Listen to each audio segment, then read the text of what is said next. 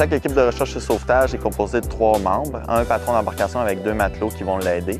Le patron d'embarcation, c'est plus lui qui a le leadership puis les responsabilités. C'est lui qui va prendre les dernières décisions en termes de sécurité de l'embarcation puis sécurité de son personnel. Avant de devenir patron d'embarcation, évidemment, il faut avoir un peu d'expérience. Donc, ça prend en général au moins 2 ans comme matelot à temps plein là, sur une base de sauvetage pour acquérir cette expérience-là et cette maturité-là à prendre ces décisions-là.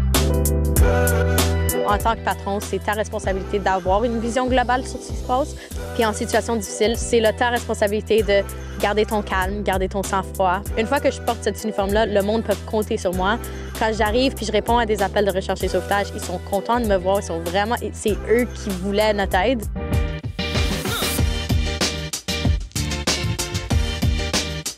Chaque station de recherche et sauvetage va avoir une embarcation à coque rigide. Cette embarcation-là permet d'opérer très rapidement, faire des sauvetages à proximité du littoral, s'approcher du littoral quand il y a des hauts fonds. Donc ces embarcations-là sont très utiles pour nous pour opérer puis faire notre mission de recherche et sauvetage.